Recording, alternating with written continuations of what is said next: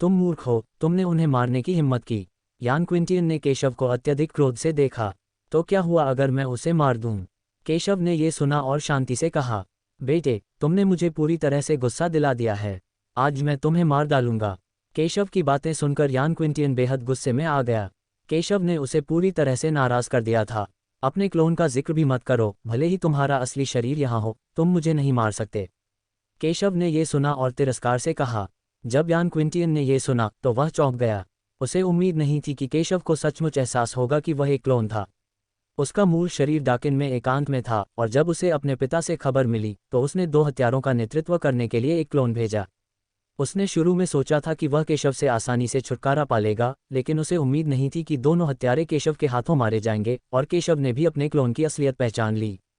उसने व्यंग्यात्मक लहजे में कहा, भले ही यह सिर्फ एक क्लोन है, फिर भी मेरे लिए तुम्हें मारना आसान है। यान क्विंटियन ने ठंडे स्वर में भारी आवेग के साथ कहा। अनगिनत अशांत धाराएं चारों दिशाओं में बह रही थीं और हर जगह तलवारों और कृपाणों की चमक थी जो नंगी आंखों से दिखाई नहीं दे रही थी। महाजन राजवंश के सबसे उत्कृष्ट प्रतिभाशाली व्यक्ति द्वारा उन्हें सेवक के रूप में स्वीकार किए जाने का कारण स्वाभाविक रूप से उनकी उत्कृष्ट प्रतिभा और मजबूत ताकत थी। भले ही वह सिर्फ एक क्लोन हो, उसकी ताकत अतुलनीय है। महान यान राजपरिवार के महान पूर्वज यान यी और यान इर व अन्य की तुलना में वह अनगिनत गुना ज्यादा शक्तिशाली है। यह एक शक्तिशाली प्रतिभा की ताकत है। यान क्विंटियन ने एक कदम आगे बढ़ाया। अजीब बात यह थी कि वह साफ तौर पर शून्य पर कदम रख रहा था, लेकिन उसे ऐसा लग रहा था जैसे वह ठोस जमीन पर कदम रख रहा हो। धीरे धीरे आसमान और जमीन के बीच पैरों की एक स्पष्ट आवाज गूंज उठी। बिना हवा के उसके वस्त्र लहराने लगे और उसके पीछे पूरे स्थल पर एक भयावह आभा फैल गई। धमाका! इस समय सभी ने यान क्विंटियन की भयानक ताकत को महसूस किया। वह स्वर्गीय गिरी क्षेत्र तक पहुंचने से केवल एक कदम दूर है। क्या यही तियानजियाओ की ताकत है?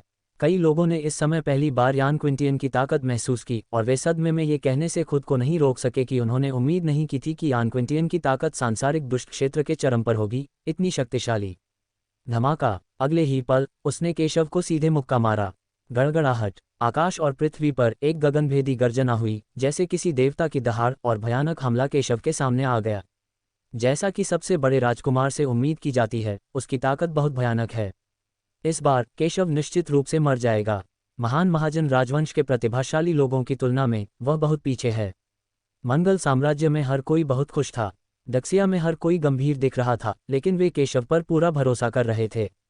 धमाका! यान क्विंटियन ने एक पल में केशव पर वार किया, लेकिन केशव के गंभीर रूप से घायल होने या एक मुक्का से मारे जाने की कल्पना की गई थी, लेकिन ऐसा नहीं हुआ। मैंने तो बस एक झनकार सुनी। केशव के पैरों तले जमीन जोर से फट गई और दरारें 100 मीटर तक शहर की दीवार तक फैल गईं। दूसरी ओर केशव अभी भी चीड़ के पेड़ की तरह आलीशान और तलवार की तरह सीधा खड़ा था। वार केशव को लगा, लेकिन उसे जरा भी चोट नहीं लगी। क्या यह असंभव है? यान क्विंटियन का चेहरा एकदम बदल गया। वह सांसारिक दानव लोक के शिखर पर था। हालांकि अब वह केवल एक प्रतिरूप था, फिर भी स्वर्गीय गिरोह लोक के लोग भी उसका मुकाबला नहीं कर सकते थे। लेकिन अब केशव ने उसके हमले को आसानी से झेल लिया। क्या यही आपकी ताकत है? केशव ने मुस्कुराते हुए और तिरस्कार के साथ कहा। अगले ही पल उसने अपना हाथ उठाया और मुक्का मारा। धमाका! उससे एक भयानक आभा फूट पड़ी और वह युद्ध के देवता के समान शक्तिशाली था। शायद कुछ लोग सोचते हैं कि केशव बहुत छोटा है और केशव केवल महान जिया राजवंश से है और यान क्विंटियन का मुकाबला नहीं कर सकता है। लेकिन केशव कभी स्वर्ग का सर्वोच्च शासक था। न केवल उसने यान क्विंटियन को गंभीरता से नहीं लिया, बल्कि अगर किन तियानजियाओ भी यहाँ होता तो भी केशव उसे गंभीरता से नहीं लेता। केशव ने जबरदस्त ताकत से मुक्का मारा। यान क्विंटियन का चेहरा काला पड़ गया। उसे उम्मीद नहीं थी कि केशव का हमला इतना भयानक होगा। उसके हाथ में तुरंत 3 मीटर लंबी तलवार आ गई। मैंने इस तलवार का इस्तेमाल करने का इरादा नहीं किया था, लेकिन तुम्हारी ताकत मेरी उम्मीदों से बढ़कर है। गुरु द्वारा दिए गए इस हथियार से मरना तुम्हारे लिए सम्मान की बात है। अपने हाथ में एक लंबी तलवार के साथ यान क्विंटियन तुरंत जबरदस्त शक्ति के साथ फट पड़ा और केशव का सामना किया। धमाका! एक गगनभेदी गर्जना सुनाई दी।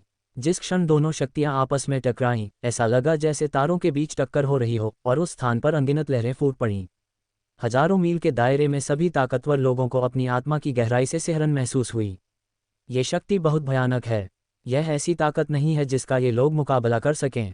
सीधे प्रभाव की बात तो छोड़ ही दीजिए, विस्फोट के बाद की स्थिति में ही वे संभवतः 1 लाख से अधिक बार टुकड़े टुकड़े हो जाएंगे। ये किस स्तर का बलवान आदमी है? केशव ने किंगशुआन तलवार निकाली। उसके हथियार का स्तर यान क्विंटियन के हथियार से बहुत कम था, लेकिन उसकी शक्ति बिल्कुल भी कम नहीं थी। केशव के हाथ में तलवार के एक वार से शून्य भी कट सकता है। अरोरा तलवार को म्यान से बाहर निकाला गया और जैसे ही वह बाहर निकली, वह एक सफ़ेद इंद्रधनुष में बदल गई। यान क्विंटियन एक लोच की तरह था, तेज चाल दिखा रहा था। पलक झपकते ही वह लगातार कई परछाइयां बना सकता था। केशव के हमले को आसानी से चकमा दिया। इतना ही नहीं, उसने एक शक्तिशाली तलवार से भी वार किया। ये वार बहुत जोरदार और दबंग थे, जिनमें ज़बरदस्त ताकत और भारीपन था। इससे भी बड़ी बात यह थी कि इनमें एक अवर्णनीय भारीपन छिपा हुआ था। यहाँ तक कि केशव का हमला भी सफल नहीं हुआ। केशव की आंखें थोड़ी सिकुड़ गईं। उसे उम्मीद नहीं थी कि यान क्विंटियन इतना शक्तिशाली होगा। हालांकि उसे ज़्यादा आश्चर्य नहीं हुआ। उसने फिर जोरदार प्रहार किया और उसे सीधे दबा दिया। शक्तिशाली तलवार की रोशनी ने उसे कुचल दिया। यान क्विंटियन वास्तव में कोई साधारण व्यक्ति नहीं है। वह महान महाजन राजवंश में अभ्यास करता है और उसके पास उच्चतम स्तर के प्रशिक्षण संसाधन हैं, लेकिन वह केवल अन्य प्रतिभाओं को ही कुचल सकता है। उसके लिए केशव को दबाना असंभव है। धमाका! बस एक पल में केशव ने एक तलवार से यान क्विंटियन के हमले को काट दिया। शेष शक्ति और भी अधिक शक्तिशाली है। यान क्विंटियन का चेहरा एकदम बदल गया। खतरा महसूस करते हुए उसने जल्दी से अपने सामने आने वाली लंबी तलवार को हाथ में पकड़ लिया। एक जोरदार धमाका हुआ। सभी ने यान क्विंटियन के हाथ में लंबी तलवार देखी और वह कट गई और एक कर्कश ध्वनि के साथ फट गई। आह, ये हथियार मुझे मेरे गुरु ने दिया था। तुमने इसे नष्ट कर दिया। तुम मौत को दावत दे रहे हो। जब यान क्विंटियन ने देखा कि उसके हाथ में हथियार नष्ट हो गया है, तो उसकी आंखें खून से लथपथ थीं और वह बेहद क्रोधित था। गड़गड़ाहट! उसकी शक्ति बिना किसी संकोच के पागलपन की हद तक फूट पड़ी। इस समय वह सचमुच अपना सब कुछ दे रहा है। वह केशव को मारने के लिए दृढ़ है। उसी समय उसके हाथ में एक मणि प्रकट हुई और वह मणि शक्तिशाली शक्ति के साथ फूट पड़ी। ये वह खजाना है जो उसे किन तियांजियाओं ने दिया था। इस बार देखते हैं कि आप इसे कैसे रोक सकते हैं। उसकी आवाज़ बहुत ठंडी थी, लेकिन जो शक्ति प्रस्फुटित हुई वह इतनी भयानक थी कि उसकी कल्पना भी नहीं की जा सकती थी। भयानक अग्नि बादल और बिजली जो दसियों मीटर लंबी थी और हजारों मील दूर तक फैलने और विनाश करने के लिए पर्याप्त थी, वह गोले से बेतहाशा फैल गई और तेजी से फैल गई। ये गोला एक संत का खजाना है और अत्यंत शक्तिशाली है।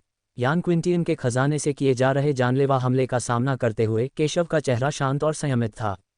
चाहे उसके पास कितनी भी तरकीबें क्यों न हो, वह सिर्फ एक तलवार से वार करेगा। उसके हाथ में एक काली तलवार की किरण सीधे बाहर निकली।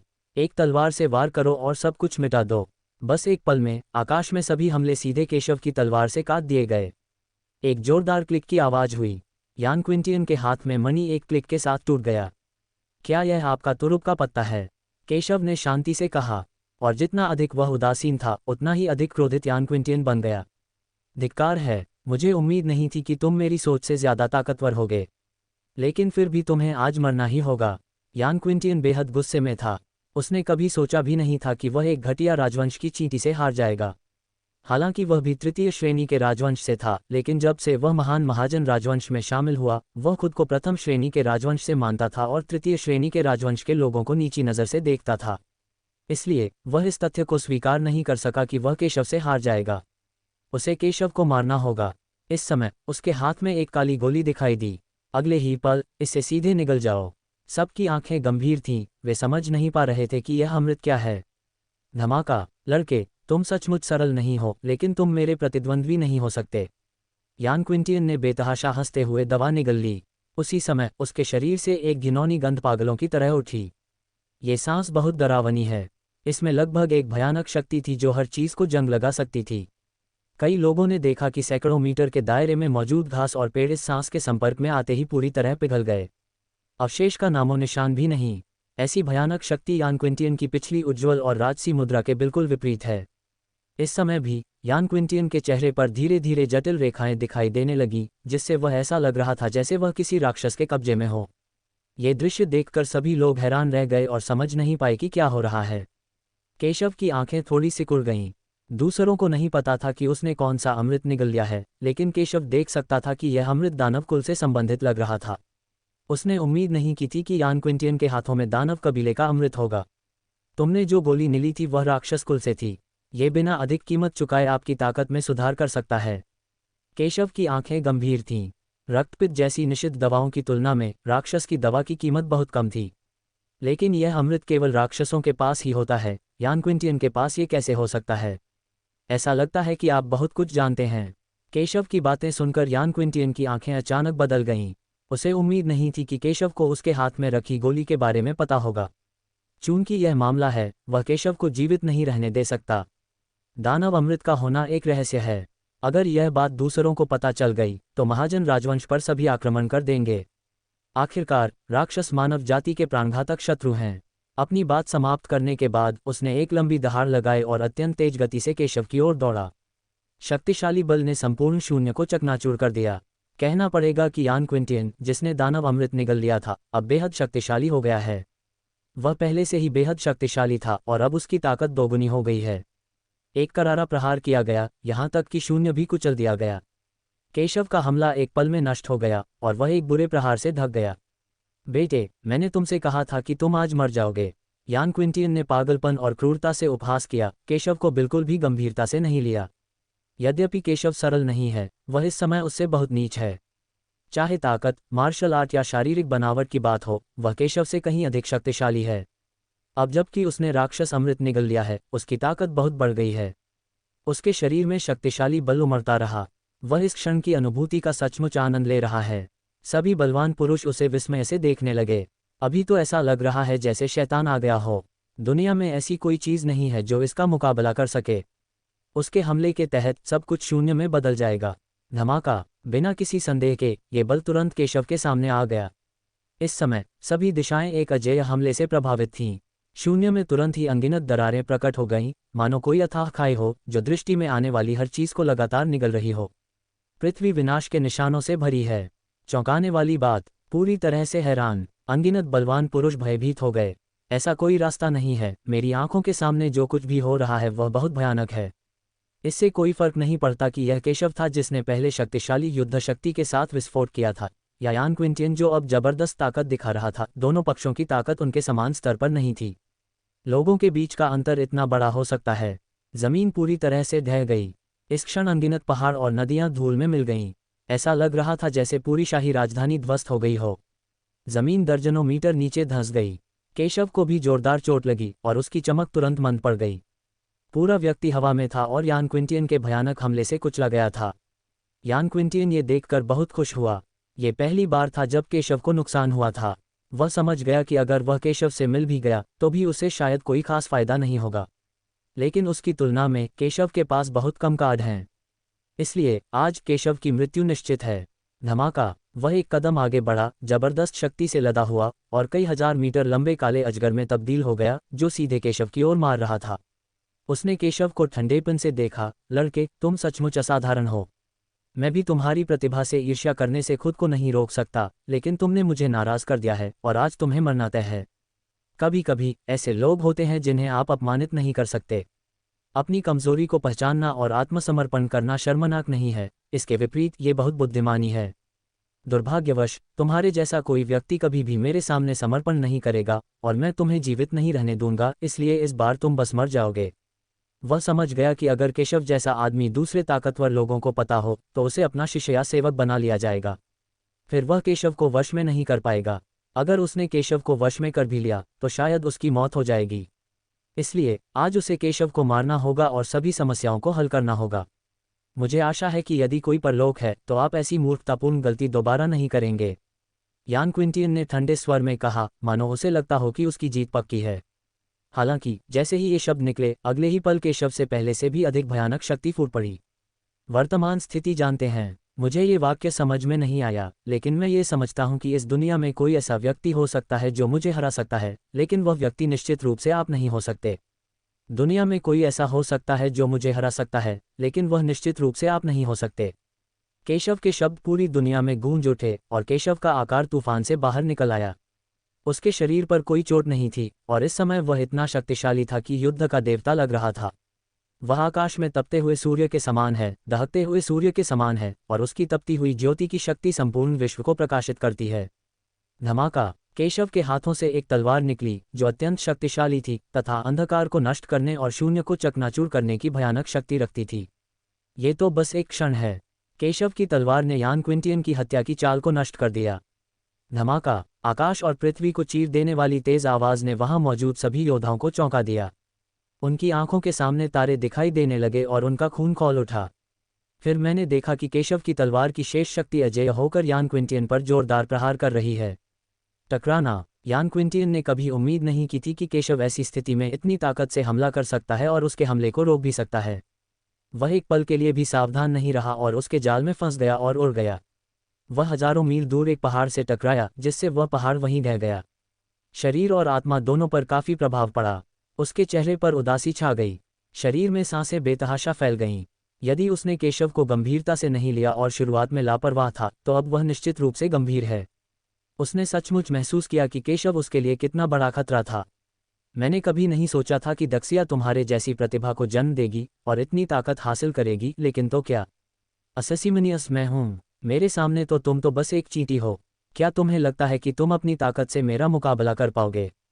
उन्हें दबाओ। उसके शरीर पर राक्षसी ऊर्जा बेतहाशा फैल गई और उसकी गति बेतहाशा बढ़ गई। पलक झपकते ही वह स्वर्गीय गिरोह क्षेत्र से आगे निकल गया और भी अधिक शक्तिशाली हो गया। वह स्वर्गीय गिरी क्षेत्र में पहुंच गया है और अपने नंगे हाथों से सूर्य, चंद्रमा, तारे, आकाश और पृथ्वी को चीर सकता है। उसकी शक्ति अत्यंत प्रबल है। धमाका। आकाश और पृथ्वी हिल रहे हैं, सूर्य और चंद्रमा मंद हो गए हैं। जैसे ही उसने हमला किया, उसके हाथ में एक काली लंबी तलवार प्रकट हुई। भारी और दबंग लंबी तलवार ने शून्य को दबाकर उसे कागज की तरह टुकड़े टुकड़े कर दिया। अजय और दबंग तलवार की रोशनी ने पहाड़ों और नदियों को तहस नहस कर दिया। पहले की तुलना में उसकी ताकत बहुत बढ़ गई है। हालांकि उसने पहले भी दानव अमृत निगल लिया था, फिर भी उसने अपनी साधना को दबा दिया, क्योंकि दानव अमृत निगलने की कोई कीमत नहीं थी और यहाँ तक कि वह इसे सहन करने के लिए तैयार नहीं था। लेकिन केशव से निपटने के लिए उसने किसी भी कीमत पर राक्षस अमृत को पूरी तरह से परिष्कृत कर दिया। धमाका। चौंकाने वाली ब्लेड की रोशनी सीधे बाहर निकली, बलपूर्वक केशव को कुचल दिया और मार डाला। हिंसक बल के कारण शून्य हिंसक रूप से कांपने लगा और भयानक ऊर्जा उतार चढ़ाव ने पूरी दुनिया को उलट दिया। पूरे शून्य में दरारें दिखाई देने लगीं, जो ये दिखाने के लिए पर्याप्त थीं कि उस समय उनका हमला कितना शक्तिशाली था। केशव भी बिल्कुल पीछे नहीं हटा और सीधे बाहर निकल गया। धमाका। धरती हिला देने वाली गर्जनाओं के बीच दोनों की शक्तियां अंततः आपस में टकराईं। शक्तिशाली ऊर्जा तरंगें आकाश तक पहुंची और हजारों मील के दायरे में घूमते हुए सभी बादल हिल गए और फट गए। हजारों मील दूर, सैकड़ों मील तक फैले पहाड़ एक के बाद एक गिर पड़े। दोनों व्यक्तियों के बीच लड़ाई चरम पर पहुंच गई और उन्होंने बिना किसी हिचकिचाहट के अपनी हत्या की रणनीति अपना ली। ये सामान्य है, क्योंकि वे दोनों बहुत शक्तिशाली हैं और यान क्विंटियन लड़ने के लिए बेहद उत्सुक और गुस्से में है। खास तौर पर सभी ने सोचा कि केशव का हमला चेहरे पर एक जोरदार थप्पड़ की तरह था, जिसने यान क्विंटियन को जोरदार थप्पड़ मारा और उसकी बेइज्जती कर दी। वह निश्चित रूप से केशव को जाने नहीं देगा। केशव को ज्यादा परवाह नहीं थी। वह तो बस यान क्विंटियन को एक शक्तिशाली प्रतिद्वंद्वी मानता था और अपनी ताकत बढ़ाना चाहता था। इसलिए वह पीछे नहीं हटा और अपनी मारक चालों का उपयोग जारी रखा। दोनों ने कठिन लड़ाई चुनी, लेकिन फिर भी किसी युद्ध का परिणाम केवल लड़ने की शैली से निर्धारित नहीं किया जा सकता। क्लिक करें, क्लिक करें। आसमान और जमीन के बीच जोरदार आवाजें गूंजती रहीं। यान क्विंटियन, जो पहले तो बढ़त पर था, अब उसके शरीर पर कई जख्म के निशान थे और खून बह रहा था। उसका चेहरा बेहद बदसूरत हो गया। जाहिर है उसने केशव से इतनी ताकतवर होने की उम्मीद नहीं की थी। क्षेत्र में इतने बड़े अंतर के बावजूद उसने दानव अमृत भी निगल लिया, लेकिन फिर भी केशव द्वारा कुचल दिया गया। शायद उसकी साधना का स्तर अभी भी युद्ध का समर्थन कर सकता था, लेकिन उसका शरीर इस तरह के प्रभाव का सामना नहीं कर सका और गिरने लगा। यह असंभव है। वह दहाड़ा और अपनी सारी शक्ति तलवार की रोशनी में झोंक दी। उसके हाथ में पकड़ी लंबी तलवार जोर से झंझनाई और तलवार की रोशनी की एक भयानक लहर उठी, जो आसमान से उठती ज्वार की लहर जैसी थी। वह केशव को दबाने के लिए इस चाल का उपयोग करना चाहता था, लेकिन उसे उम्मीद नहीं थी कि उसकी चाल तेज होने के बावजूद केशव का हमला उससे भी तेज था। जैसे ही उसने हमला किया, केशव की तलवार सीधे संघनित हो गई और एक शक्तिशाली तलवार से फट गई। स्वर्ग हत्या तलवार। ये तलवार आकाश को चीरती हुई प्रतीत हो रही थी और ये तलवार हवा को चकनाचूर करती हुई प्रतीत हो रही थी। तलवार के वार से यान क्विंटियन का हमला सीधे केशव की तलवार से चकनाचूर हो गया और वह कमजोर हो गया। जैसे ही केशव की तलवार की बची हुई शक्ति ने उस पार प्रहार किया, यान क्विंटियन का शरीर उसी क्षण फिर से कट गया। उसके शरीर पर सुनहरी रोशनी चमक उठी और सुरक्षात्मक जादुई हथियार अत्यधिक शक्ति से फूट पड़ा। लेकिन फिर भी केशव की तलवार की बची हुई शक्ति ने यान क्विंटियन को घायल कर दिया। केशव की तलवार की रोशनी एक जलती हुई लौ की तरह थी, जो उसके पूरे शरीर को ढक रही थी, उसकी त्वचा को फाड़ रही थी, उसके मांस और खून को जला रही थी और उसकी हड्डियों को लगभग नष्ट कर रही थी। उसकी आत्मा की भूमि तलवार से और भी अधिक कट गई, जिससे उसे इतना दर्द हुआ कि उसका सिर लगभग फट गया और उसके गाल अत्यंत विकृत हो गए। आखिरकार रुकने के बाद उसकी सांस फूलने लगी। उसका पूरा शरीर भयानक दरारों से भर गया था और उसे पहचानना मुश्किल हो रहा था।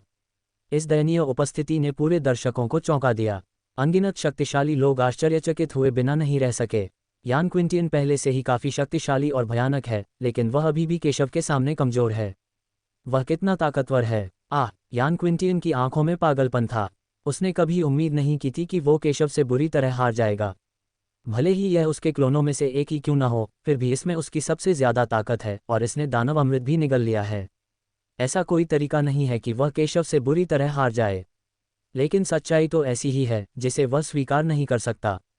आप मुझसे बेहतर कैसे हो सकते हैं? प्रतिभा, मूल, पृष्ठभूमि और संसाधनों में आप मुझसे बहुत कमतर हैं। आप मुझसे बेहतर कैसे हो सकते हैं? यान क्विंटियन इसे स्वीकार नहीं कर सका। वह खुद को एक शक्तिशाली प्रतिभाशाली बताता था और पूरे महाजन राजवंश में वह केवल किन तियांजियाओं का ही सम्मान करता था। लेकिन केशव कौन था? वह कौन था जो उसे अपमानित महसूस करा रहा था? वह इसे स्वीकार नहीं कर सकता। कोई कारण नहीं है, क्योंकि तुम तो बस एक चींटी हो।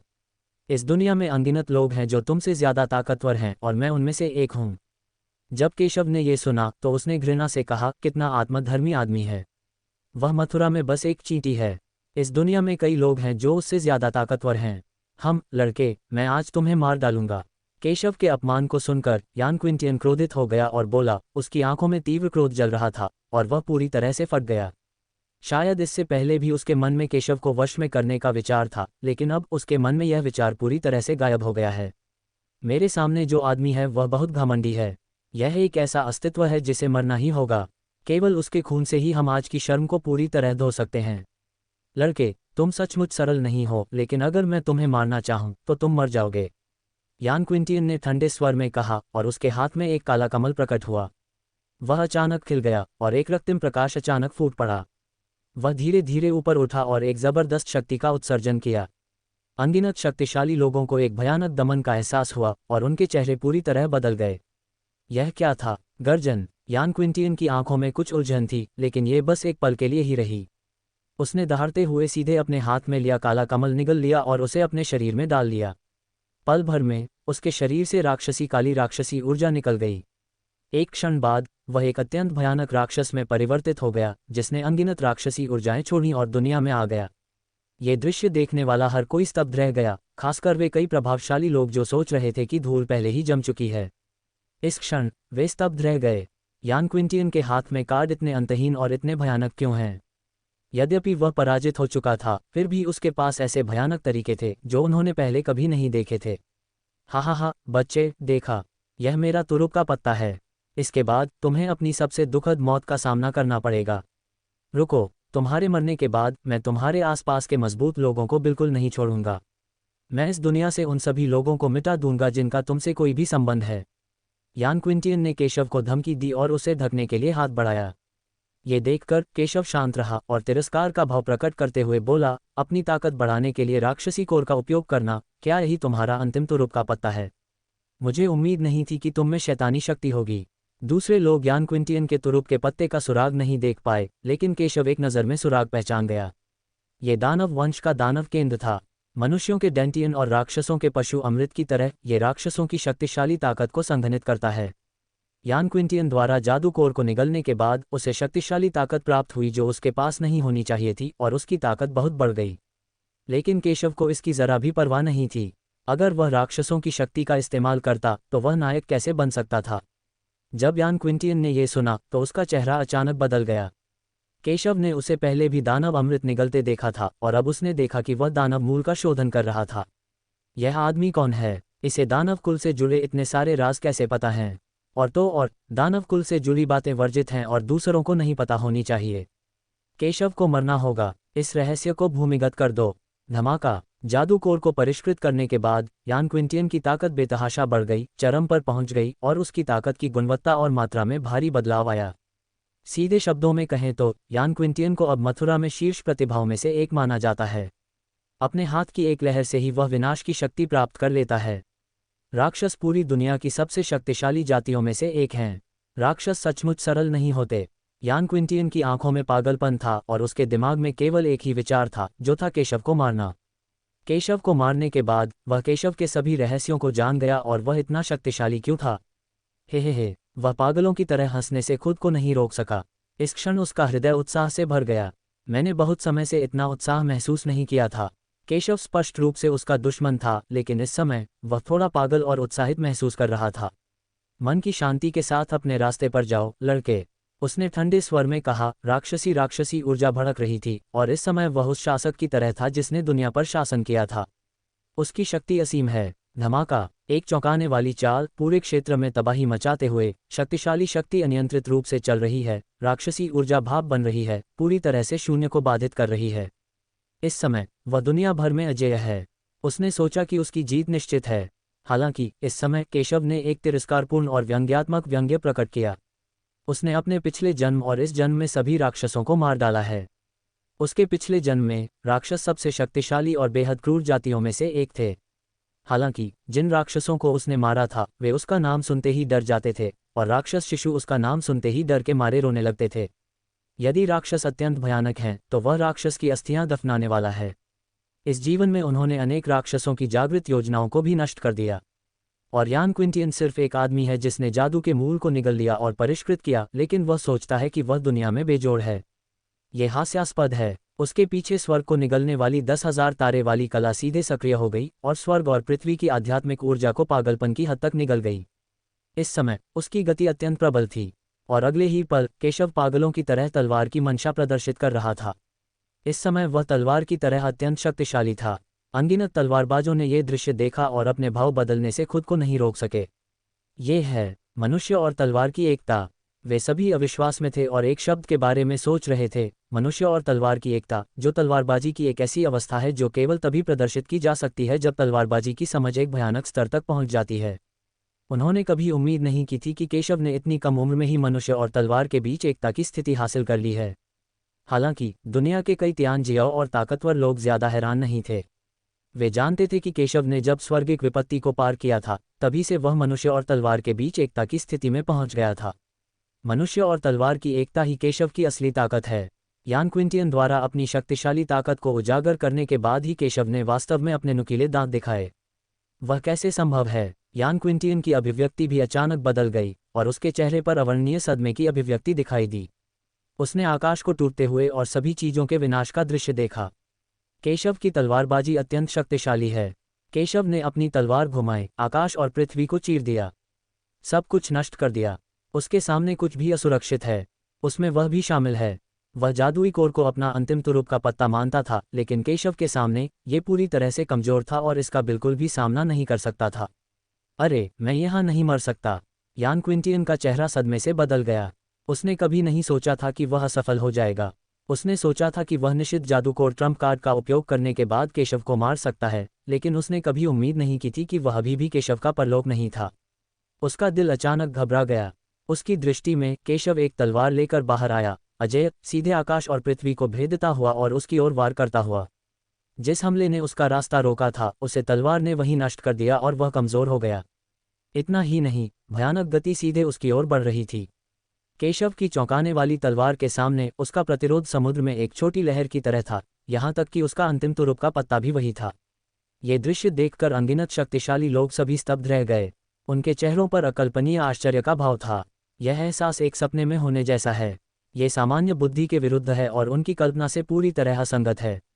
मंगल साम्राज्य के सबसे बड़े राजकुमार यान क्विंटियन बहुत प्रतिभाशाली हैं। फिर वे मंगल साम्राज्य के शिष्य बन गए और मंगल साम्राज्य के राजकुमार किन तियांजियाओं को अपना गुरु बना लिया। उनकी शक्ति और भी प्रभावशाली है। हालांकि अब इतना शक्तिशाली यान क्विंटियन केशव के सामने इतना कमजोर है। ये भयंकर है। युवा पीढ़ी में क्या कोई ऐसा है जो केशव को टक्कर दे सके? कौन है ये? असंख्य शक्तिशाली दर्शकों की चर्चाओं की आवाजें शून्य में गूंज रही थीं। लेकिन वे चाहे जितनी भी चर्चा करें, वे अपने सामने मौजूद वास्तविकता को नहीं बदल सकते।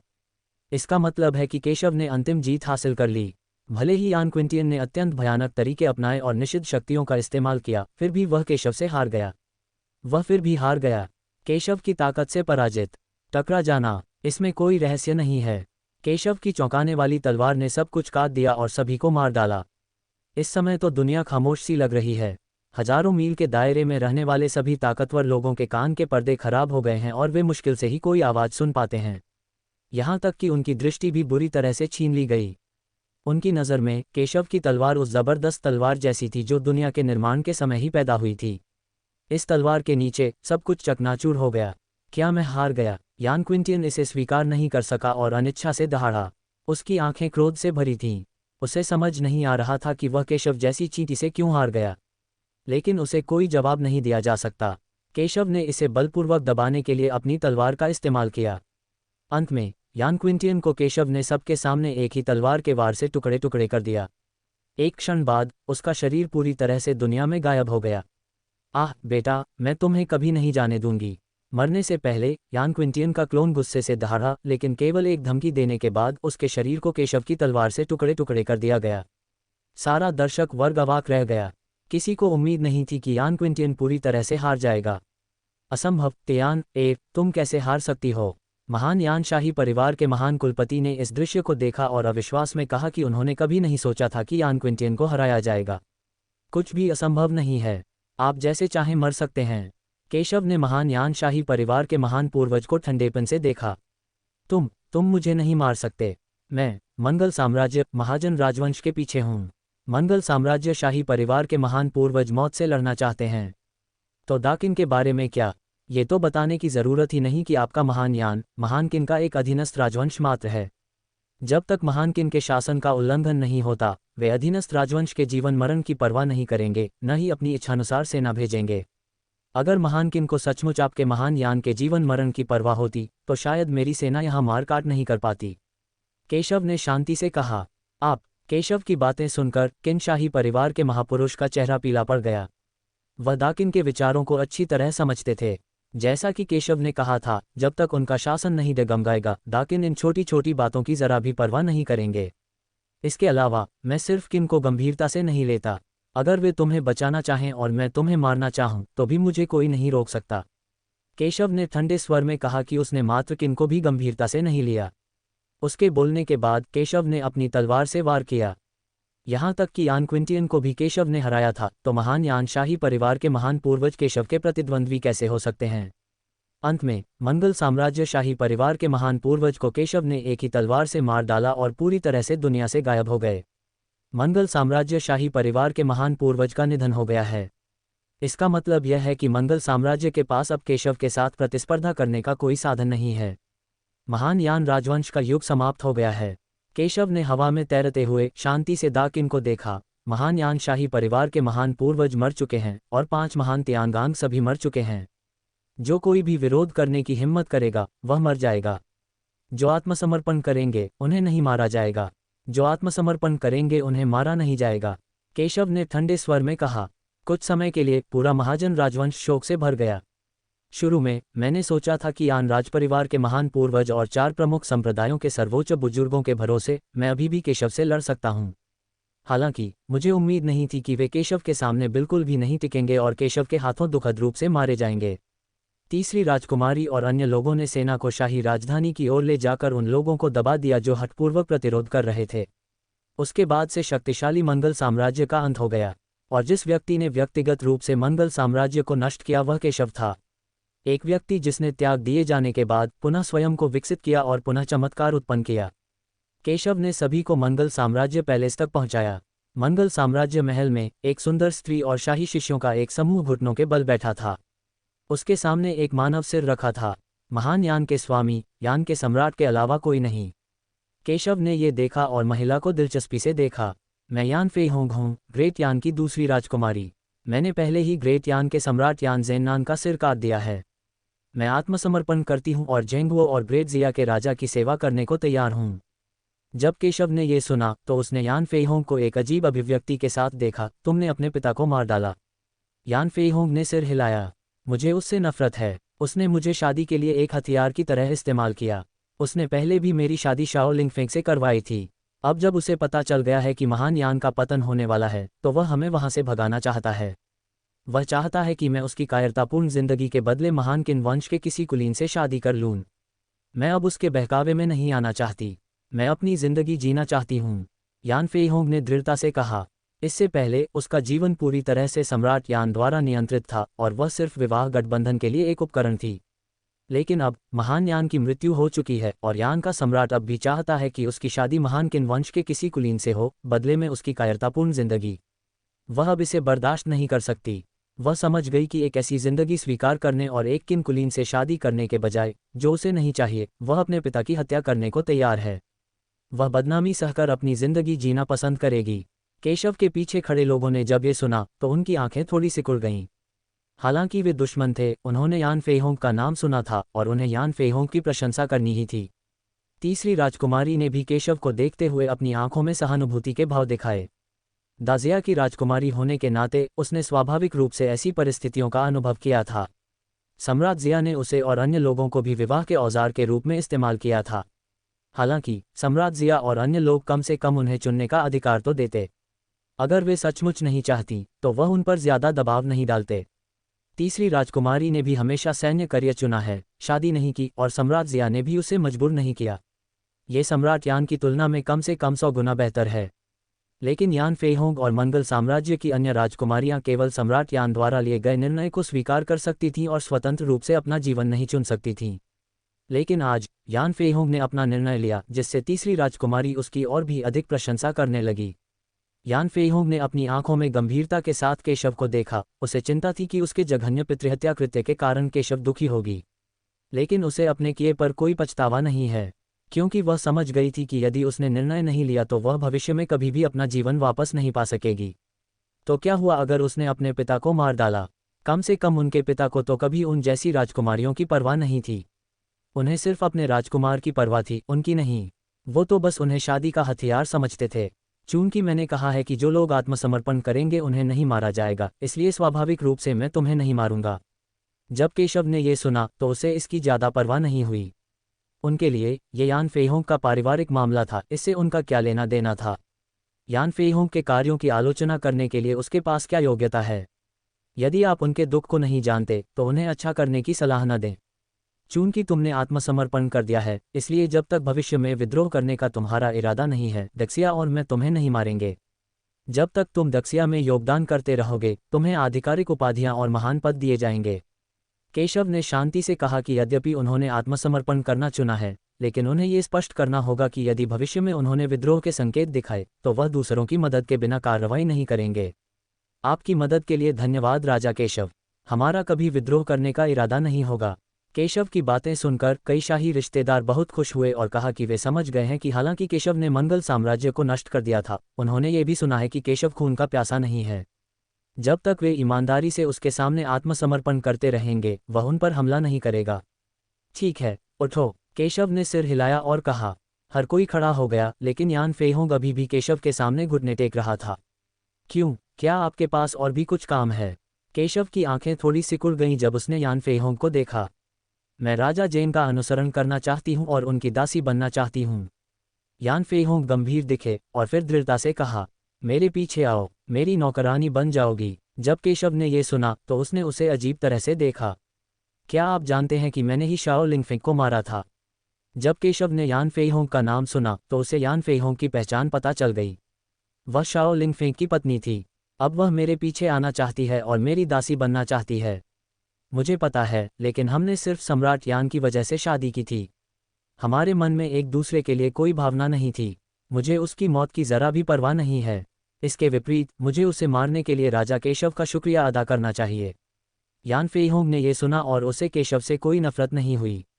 जैसा कि उसने कहा, उसकी और शाओ लिंगफेंग की जबरदस्ती शादी हुई थी, लेकिन उनके बीच कोई प्यार नहीं था। शाओ लिंगफेंग के उससे शादी करने के बाद भी वे अलग अलग रह रहे थे। बाद में शाओ लिंगफेंग अग्रिम पंक्ति में चले गए और उनकी मुलाकात मुश्किल से हुई। उनके बीच कोई प्यार नहीं था। उसके मरने के बाद भी उसे केशव से कोई नफरत नहीं हुई। मैं जानती हूं कि राजा झेंग कितने शक्तिशाली हैं और उनकी दासी होना मेरे लिए सम्मान की बात है। मैं भी मार्शल आर्ट के रास्ते पर चलना चाहती हूं और अपना जीवन खुद चुनना चाहती हूं।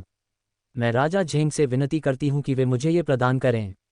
यान फेइहोंग ने घुटने टेके और कहा, गुरुजी, बस राजकुमारी यान की बात मान लीजिए। वह एक अच्छी इंसान है। मेरे माता पिता राजकुमारी यान द्वारा संरक्षित थे और मैं ही वह व्यक्ति था जिसने राजकुमारी यान को आपके पीछे आने के लिए राजी किया था, गुरुजी। इस समय चा जिन ने गंभीरता से कहा कि वह लंबे समय से जानती थी कि उसके माता पिता यान फेइहोंग द्वारा संरक्षित थे, अन्यथा उसके माता पिता मंगल साम्राज्य को धोखा देने के बाद दुर्भाग्य से मिले होते। केशव ने जब ये सुना तो उसकी आंखें थोड़ी बदल गईं। चा जिन के उसकी दासी बनने के बाद उसने चा जिन के माता पिता को बचाने के लिए लोगों का इंतजाम किया। उसे उम्मीद नहीं थी कि ऐसा अनुभव पहले कभी हुआ होगा। लगता है यान फेइहोंग वाकई एक दयालु इंसान है। केशव, मुझे लगता है कि तुम उससे सहमत हो सकते हो। बगल में बैठी तीसरी राजकुमारी ने कहा कि उसे यान फेइहोंग से बहुत सहानुभूति है। हालांकि वह भी एक राजकुमारी थी और मंगल साम्राज्य से थोड़ा ज्यादा ताकतवर था, लेकिन यान फेइहोंग ने पहले कभी अपनी जिंदगी नहीं जी थी। अब मैं अंततः अपना जीवन स्वयं जीने का चुनाव कर सकता हूँ। भाई, मुझे लगता है कि सिस्टर यान काफी दयनीय है, उसकी बात मान लो। दिशा भी यान फेइहोंग से प्रभावित थी। तुम मेरी दासी बनना चाहती हो और मैं जो भी मांगूंगी तुम उसे स्वीकार करोगी। केशव ने यान फेइहोंग की ओर देखा और गंभीर नजर से कहा। केशव को घूरते देख यान फेइहोंग बेचैन हो गया और उसका मन थोड़ा बदल गया। क्या ऐसा हो सकता है कि केशव भी दूसरे आदमियों जैसा ही हो, उनसे ज्यादा अलग नहीं? लेकिन चा जिन और अन्य लोगों के हाव भाव देखकर जो उसे सहमत होने के लिए प्रोत्साहित कर रहे थे, उसने अंततः सिर हिलाकर सहमति व्यक्त की। अगर मालिक चाहते हैं कि मैं मर जाऊं तो मुझे मरना ही होगा। चूंकि मैं मालिक का अनुसरण करता हूं, इसलिए मैं मालिक की हर बात मानने को तैयार हूं। यान फेइहोंग ने गंभीरता से कहा। वह केशव पर विश्वास नहीं कर सकती, लेकिन वह चा जिन और तीसरी राजकुमारी पर विश्वास करती है। मैं भी ऐसी इंसान नहीं हूं। चूंकि तुम कोई भी कीमत चुकाने को तैयार हो और मेरे पीछे चलना चाहती हो, इसलिए तुम मेरे साथ एक दासी के रूप में रह सकती हो। भविष्य में तुम चा जिन की तरह मेरी दासी बनोगी। चा जिन को तुम्हें नियम सिखाना चाहिए, केशव ने शांति और उदासीनता से कहा। केशव की बातें सुनकर यान फेइहोंग थोड़ा हैरान हुआ। उसने सोचा था कि केशव भी दूसरे पुरुषों की तरह ही है जो उसकी खूबसूरती पर फिदा हैं, लेकिन उसे उम्मीद नहीं थी कि केशव वाकई एक सज्जन पुरुष है। या फिर केशव उसे बस नीची नज़र से देखता है। केशव की आंखें शांत थीं और उसे यान फेइहोंग की ज्यादा परवाह नहीं थी। वह कोई बेरहम इंसान नहीं है। और हाँ, केशव जमीन पर घुटनों के बल बैठी एक खूबसूरत औरत को इतनी बेरहमी से कैसे मना कर सकता है? हालांकि वह कोई कामुक व्यक्ति नहीं था। उसने कई सुंदरियां देखी थीं, लेकिन वह यान फेइहोंग की सुंदरता से प्रभावित नहीं हुआ और उससे शादी करने के लिए तैयार हो गया। ये केवल चा जिन, तीसरी राजकुमारी, दिशा और अन्य लोगों के अनुरोधों के कारण था, और केवल यान फेइहोंग के दृढ़ संकल्प और जीवन के अनुभव के कारण था। ऐसी स्थिति में उसका सहमत होना ठीक है। बस इसे अपने लिए, दिशा और अन्य लोगों के लिए एक अतिरिक्त नौकरानी के रूप में सोचें। हालांकि तुम मेरी दासी बन गई हो, ये तुम्हारे लिए सम्मान की बात भी है। यह एक मिलन उपहार है। अगर तुम आगे भी अच्छा करोगी तो और भी इनाम मिलेंगे। केशव ने लापरवाही से कहा, यान फेइहोंग के शरीर पर नजर डालते हुए, और पाया कि यद्यपि उसकी प्रतिभा शीर्ष पायदान पर नहीं थी, फिर भी यह ठीक था, इसलिए उसने लापरवाही से यान फेइहोंग को कुछ मार्शल आर्ट का ज्ञान दिया। इससे पहले कि यान फेइहोंग प्रतिक्रिया दे पाती, उसकी आध्यात्मिक चेतना उसके शरीर में प्रवेश कर गई। एक पल में उसके दिमाग में मार्शल आर्ट का बहुत सारा ज्ञान उभर आया, जिससे उसका सिर लगभग फट गया। इस ज्ञान को महसूस करने के बाद यान फेइहोंग ने अपनी आंखें चौड़ी कर लीं और अविश्वास से केशव को देखा। मंगल साम्राज्य की राजकुमारी के रूप में, हालांकि उसे मार्शल आर्ट का अधिक ज्ञान नहीं था, वह देख सकती थी कि केशव ने उसे जो मार्शल आर्ट सिखाई थी वह पूरे मथुरा में सर्वश्रेष्ठ मानी जाती थी, जो एक शीर्ष स्तरीय पावरहाउस बनाने के लिए पर्याप्त थी। लेकिन केशव ने उसे इतनी सहजता से दे दिया। उसने कृतज्ञता से केशव को देखा। केशव ने देखा कि वह अपनी जिंदगी जीने के लिए तरस रही थी और उसे चुनने का अधिकार चाहिए था, इसलिए उसने उसे यह शक्तिशाली मार्शल आर्ट ज्ञान और गुप्त पुस्तक दी। इन निर्देशों के साथ उसे लगता है कि वह एक शक्तिशाली योद्धा बन सकती है। ज्यादा शुक्रगुजार मत हो, ये तो बस एक छोटा सा तोहफा है। अगर तुम अच्छा करोगे तो भविष्य में तुम्हें इनाम मिलेगा, लेकिन अगर तुमने मुझे धोखा दिया तो मेरे लिए तुम्हें मारना आसान हो जाएगा। केशव ने शांति से कहा कि यद्यपि वह उसकी दासी बन गई है, फिर भी कुछ नियमों का पालन करना होगा। उसे इन हुनरों की कोई परवाह नहीं थी। जब तक यान फेइहोंग अच्छा प्रदर्शन करती, वह यान फेइहोंग को एक मजबूत इंसान बना सकता था। लेकिन अगर यान फेइहोंग के इरादे विद्रोही होते तो उसके लिए उसे मारना आसान होता। केशव की बातें सुनकर यान फेइहोंग का चेहरा थोड़ा बदल गया। फिर उसे एहसास हुआ कि केशव शायद उसकी खूबसूरती से आकर्षित नहीं था, बल्कि शायद उसे उस पर तरस आ रहा था। हालांकि केशव के शब्दों के साथ उसकी आंखें और भी दृढ़ हो गईं। वह निश्चित रूप से एक उत्कृष्ट काम करेगी, केशव को प्रशंसा से देखने पर मजबूर करेगी और उसे पछताने पर मजबूर करेगी। महान महाजन राजवंश, जिसे पूरे मथुरा में सबसे शक्तिशाली राजवंश माना जाता है, के अकेले ही दर्जनों अधीनस्थ राजवंश हैं। इसकी समृद्धि देखी जा सकती है। चाहे वह योद्धा हो या व्यापारी, उनमें से अनगिनत हैं और वे एक अंतहीन धारा में आते हैं ताकि सभी पक्षों की खबर पूरे किन में जल्दी से फैल सके। आज महान यान राजवंश, महान जिया राजवंश और केशव बातचीत के सबसे गर्म विषय बन गए हैं। क्या आपने सुना है कि हमारा संबद्ध राजवंश ग्रेट यान नष्ट हो गया? क्या किसी ने मंगल साम्राज्य को नष्ट कर दिया? ये किस राजवंश ने किया था? ऐसा लगता है कि यह तृतीय श्रेणी का राजवंश दाजिया है। मैंने सुना है कि यह एक युवक था जिसने दाजिया को मंगल साम्राज्य को नष्ट करने के लिए प्रेरित किया था। एक जूनियर मंगल साम्राज्य को कैसे नष्ट कर सकता है? मैंने सुना है कि उस युवक में असाधारण प्रतिभा है और वह इतनी कम उम्र में स्वर्गीय गिरोह क्षेत्र में लोगों को मार सकता है। ऐसी प्रतिभा इतने छोटे राजवंश में कैसे पैदा हो सकती है? क्या आपको लगता है कि सम्राट किन इस मामले को इस तरह से सुलझाएंगे? हर कोई इस बारे में बात कर रहा था और सभी समझ रहे थे कि इस मामले को यूं ही नहीं छोड़ा जा सकता। आखिरकार मंगल साम्राज्य महाजन राजवंश का एक जागीरदार राजवंश था। वे चुपचाप बैठकर जागीरदार राजवंश को नष्ट होते कैसे देख सकते थे? वरना महाजन राजवंश को नीची नज़रों से देखा जाता। हर कोई अनुमान लगा रहा है कि सम्राट किन एक छोटे राजवंश से कैसे निपटेंगे। महान जिया राजवंश। जब से केशव ने मंगल साम्राज्य को नष्ट करने के लिए सेना का नेतृत्व किया और मंगल साम्राज्य और वेई राजवंशों के संसाधनों और लोगों पर कब्जा कर लिया, मंगल साम्राज्य बहुत बड़ा हो गया है, लगभग एक द्वितीय श्रेणी के राजवंश के बराबर। इस बार सत्यपथ संप्रदाय वह संप्रदाय बन गया जिसने सबसे अधिक लाभ प्राप्त किया। वेई और यान के 4 प्रमुख संप्रदायों के अधिकांश संसाधनों और शिष्यों को इकट्ठा किया और दक्षिया में सबसे मजबूत संप्रदाय बन गया। युक्सु संप्रदाय जैसे संप्रदाय केशव और त्यानशुवान संप्रदाय का बहुत करीब से अनुसरण करते थे। जब केशव ने वेई और यान के खिलाफ लड़ने के लिए सेना भेजी तो उन्होंने केशव का पूरा समर्थन किया। इसलिए जीत के बाद उन्हें बहुत लाभ हुआ और वे त्यानशुवान संप्रदाय के बाद दूसरे नंबर पर एक शक्तिशाली संप्रदाय बन गए। गंदगी साफ करने के बाद सत्यपथ संप्रदाय अपने द्वार फिर से खोलने में सक्षम हो गया। आज सत्यपथ संप्रदाय रोशनी से सजाया गया है और खुशी से भरा है। दक्षिया के सभी संप्रदाय और सेनाएं, शाही परिवार और सभी महत्वपूर्ण व्यक्ति एक के बाद एक यहाँ आ रहे हैं। यहाँ तक कि दक्षिया के आसपास के कई राजवंशों ने सत्यपथ संप्रदाय को बधाई देने के लिए कई शक्तिशाली संप्रदायों और शाही हस्तियों को भेजा। मुरोंग जियाओ जानता था कि वे केशव की वजह से आए थे, लेकिन उसे जरा भी दुख नहीं हुआ, बल्कि वह बहुत खुश था क्योंकि वह समझता था कि केशव के बिना सत्यपथ संप्रदाय कभी भी आगे नहीं बढ़ पाता। केशव के साथ सत्यपथ संप्रदाय निश्चित रूप से भविष्य में मजबूती से उभरेगा।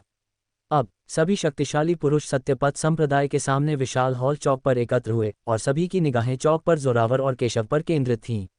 उनके सामने विशाल लाल कपड़ों से ढकी 2 वस्तुएं खड़ी थीं, जिनमें से एक 900 मीटर ऊंची थी। सम्राट जिया उनके सामने खड़े होकर मुस्कुरा रहे थे और मुरोंग शियाओ और केशव से कह रहे थे, ये वस्तु त्यानशुवान संप्रदाय को मेरी ओर से भेंट है और यह राष्ट्र के मार्शल देवता को मेरी ओर से भेंट है। महाराज बहुत दयालु हैं। जोरावर और केशव ने बात की। जियांग तियानशिंग, जो पास में खड़ा था, ने मुस्कुराते हुए कहा, मास्टर मुरोंग, राष्ट्र के मार्शल देवता, आप इसे खोलकर देख सकते हैं। अच्छा। मुरोंग जियाओ ने इसे खोला और एक विशाल पट्टिका देखी जिस पर बड़े अक्षरों में लिखा था, सत्यपथ संप्रदाय दक्षिया में नंबर 1 संप्रदाय। सब लोग उस पट्टिका को देखकर दंग रह गए। ये दाक्सिया का आधिकारिक प्रमाण था कि सत्यपथ संप्रदाय दाक्सिया में नंबर 1 संप्रदाय था। तब से दक्षिया में कोई भी ताकत नहीं है जो सत्यपथ संप्रदाय के साथ तुलना कर सके और कोई भी सत्यपथ संप्रदाय को भड़काने की हिम्मत नहीं करता है। तभी केशव ने भी हाथ हिलाया और लाल कपड़ा उड़ गया। तूफान गरजा और उस भीमकाय जानवर का असली चेहरा सामने आ गया। ये वास्तव में एक मूर्ति है। ये केशव था जो काला कवच पहने और अरोड़ा तलवार पकड़े हुए आकाश में उड़ रहा था। संपूर्ण प्रतिमा 10,000 वर्ष पुराने काले लोहे से बनी है जो अत्यंत कठोर है, करोड़ों वर्षों तक अमर है तथा अत्यंत सजीव है। कितनी सुंदर मूर्ति है। अकेले 1000 साल पुराने काले लोहे का मूल्य अथाह है। जैसा कि शाही परिवार से अपेक्षा की जाती है, वे बहुत उदार हैं।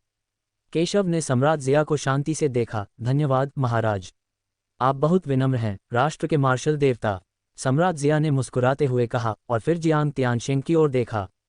जियांग तियानशिंग ने सिर हिलाया, हाथ हिलाया और कवचधारी सैनिकों की पीठ थपथपाई जो तुरंत भीड़ को चीरते हुए आगे बढ़े। सैनिकों की भीड़ के बीच में वे सैकड़ों लोगों को लेकर चल पड़े। किसी ने उनकी पहचान ली। क्या ये तांग परिवार का कोई सदस्य नहीं है? और कपाड़िया परिवार, चेन परिवार से कोई? और क्या वह दूसरा राजकुमार नहीं है? आखिर उसे भी यहाँ कैसे लाया जा रहा है? इन लोगों को देखकर कई लोग दंग रह गए। इनमें से ज्यादातर लोग दक्षिया के कुलीन परिवारों से थे, जिनमें दूसरा राजकुमार भी शामिल था। तुम सब नहीं जानते हैं ना, इन परिवारों के लोगों ने पहले भी केशव को उकसाया है। उदाहरण के लिए तांग परिवार कमल संप्रदाय से है। तांग हाओजी केशव को मारना चाहता था और कमल संप्रदाय भी केशव को नष्ट करना चाहता था। अब जब महामहिम ने उन्हें पकड़ लिया है तो मुझे डर है कि वह केशव पर अपना एहसान जताना चाहते हैं। ये बहुत क्रूर है। इन लोगों को मारने से दास जिया की जान लगभग चली जाती, खासकर तब जब सम्राट जिया अपने ही बेटे को पकड़ने को तैयार था। तुम्हें क्या पता, भले ही दक्षिया के सभी संप्रदाय और ताकतें खत्म हो जाएं, लेकिन जब तक केशव यहाँ है दक्षिया को डरने की कोई ज़रूरत नहीं है। वह केशव है, दक्षिया का सबसे ताकतवर इंसान। सभी लोग आश्चर्य से चिल्ला उठे। उसने केशव को जो नज़र दी वह कट्टरता और विस्मय से भरी थी। केशव ने अपनी भौहें उठाईं, अपने सामने घुटने टेक रहे लोगों को देखा और फिर सम्राट जिया की ओर देखा। महाराज, यह क्या है? इन परिवारों और इन लोगों ने किसी न किसी हद तक राष्ट्ररक्षक मार्शल भगवान को उकसाया है। मैंने आज उन्हें पकड़ लिया है और उन्हें दंड के लिए राष्ट्ररक्षक मार्शल भगवान को सौंप दूंगा। सम्राट जिया ने चेहरे पर मुस्कान के साथ कहा, वे सभी राजवंश के स्तंभ हैं। अगर हम उन सभी को मार देंगे तो क्या इससे देश की नींव हिल नहीं जाएगी? केशव बोला, दक्षिया में हमारे पास युद्ध के देवता और सत्यपथ संप्रदाय हैं, बस इतना ही काफ़ी है। सम्राट जिया ने शांत स्वर में कहा। जैसे ही ये शब्द बोले गए पूरा हॉल एक भयानक सन्नाटे में डूब गया, इतना सन्नाटा कि पिन गिरने की आवाज़ सुनाई दे रही थी। सम्राट जिया के शब्दों ने सभी के सामने केशव की स्थिति को पूरी तरह से स्वीकार कर लिया। अविचल, केशव ने सम्राट जिया की ओर देखा और शांति से कहा, महाराज निश्चिंत रहें। जब तक मैं केशव यहाँ हूँ मैं ये सुनिश्चित कर सकता हूँ कि महान जिया का पतन नहीं होगा। शाही परिवार के हजारों शिष्यों और दक्षिया के लाखों लोगों की ओर से मैं राष्ट्र के संरक्षक मार्शल भगवान को धन्यवाद देना चाहता हूँ। सम्राट जिया ने अपने हाथ जोड़े, केशव को सम्मानपूर्वक प्रणाम किया और कहा। केशव ने इसे शांति से स्वीकार कर लिया। अब वह किसी भी देश के राजा को अपने आगे झुकाने के योग्य हो गया था। उसने अपना हाथ उठाया और सम्राट जिया को ऊपर आने में मदद की। उसके चेहरे पर मुस्कान थी। महाराज, ये गंभीर है। केशव भी दाजिया का सदस्य है। हाँ, राष्ट्ररक्षक मार्शल भगवान ने जो कहा वह बिल्कुल सही है। सम्राट जिया ने सिर हिलाया, फिर बंधे हुए लोगों की ओर देखा। राष्ट्रीय मार्शल भगवान, ये लोग हमारे सत्यपथ संप्रदाय के संस्थापक हॉल को कुछ भेंट की आवश्यकता है। मैं समझता हूँ। सम्राट जिया ने सिर हिलाया और काले कवच पहने सैनिकों की ओर देखा। तलवारों और कृपाणों की चमक तेजी से गुजरी। पफ पफ पफ, इन उच्च पदस्थ लोगों का तुरंत सिर काट दिया गया। एक भी व्यक्ति को नहीं बख्शा गया। मुरोंग जियाओ खुश हुआ और उसने हाथ हिलाकर कहा, सत्यपथ संप्रदाय स्थापना समारोह अब शुरू होता है। धमाका, पूरा चौक अचानक उत्सव में डूब गया और केशव वह व्यक्ति बन गया है जिस पर हर कोई सबसे अधिक ध्यान देता है। हालांकि सभी दलों के दिग्गज ही उनसे बात करने की हिम्मत रखते हैं। 3 राउंड शराब पीने के बाद सभी मेहमान बहुत खुश थे। तभी एक आवाज़ गूंजी, आज त्यानशुवान संप्रदाय का स्थापना समारोह है। मुझे आश्चर्य है कि क्या मैं सही समय पर आया हूँ। सत्यपथ संप्रदाय के प्रवेश द्वार से कई आकृतियां आईं। उनके पीछे दरवाजे पर खड़े पहरेदार भी थे जो माफ़ी मांग रहे थे। उन्होंने इन लोगों को आने से नहीं रोका। ये लोग बहुत ताकतवर थे। मुरोंग जियाओ, केशव और अन्य सभी ने इन लोगों की ओर देखा। ये लोग हैं कौन? सब लोग घबराओ मत। मुझे आश्चर्य है कि सम्राट जिया कहाँ है। नेता उदासीन दिखे और शांति से बोले, मैं यहाँ हूँ, कौन आ रहा है? सम्राट जिया की आंखें इस व्यक्ति को देखते ही थोड़ी सिकुड़ गईं। मैं झाओ यंग हूँ, महान किन का दूत। महाराज ने मुझे एक संदेश देने के लिए यहाँ भेजा है। सम्राट जिया, घुटने टेकें और आदेश स्वीकार करें। झाओ यंग बहुत घमंडी था और सम्राट जिया को बिल्कुल भी गंभीरता से नहीं लेता था। जब मैदान में मौजूद सभी लोगों ने ये सुना तो उनके चेहरे पर मुस्कान आ गई। ये व्यक्ति महाजन राजवंश का दूत निकला। हालांकि आगंतुक बहुत दबंग था और वास्तव में चाहता था कि सम्राट जिया घुटने टेक दें। जब सम्राट जिया ने यह सुना तो उसकी आंखें थोड़ी सिकुड़ गईं। उसकी अभिव्यक्ति बर्फ जैसी ठंडी थी। तुमने क्या कहा? आखिरकार वह दक्षिया का भगवान है। शक्तिशाली गति हवा में टकराती है। लोगों के दिलों को भेदने वाली उनकी तेज नजरों ने झाओ यंग के चेहरे पर हल्का सा भाव ला दिया। उसकी गति थोड़ी कमजोर पड़ गई। उसने गहरी सांस ली और कहा, महाराज, मुझे यह आदेश देने के लिए कहा है कि अब से दक्षिया को दकिन के अधीन रहना होगा। इसके अलावा केशव को, जिसने किन सम्राट का अनादर किया था, हमें सौंप दीजिए और उसे दकिन के पास वापस ले आइए। दकिन दक्षिया द्वारा मंगल साम्राज्य को नष्ट करने के मामले को आगे नहीं बढ़ाएगा। दक्षिया की सुरक्षा भविष्य में दकिन द्वारा ही की जाएगी। जब सबने ये सुना तो उनकी आंखें बदल गईं। महाजन राजवंश वास्तव में दबंग है। वह वास्तव में चाहता था कि दक्षिया सीधे दाकिन के अधीन हो जाए और यह भी चाहता था कि वे केशव को सौंप दें। इसका कारण शायद यह है कि दक्षिया ने मंगल साम्राज्य को नष्ट कर दिया था और मंगल साम्राज्य के पीछे की शक्ति दाकिन थी। हा, जब सम्राट जिया ने यह सुना तो वह गुस्से में हंसे। तुम क्यों हंस रहे हो? मैं महान किन पर हंसता हूँ।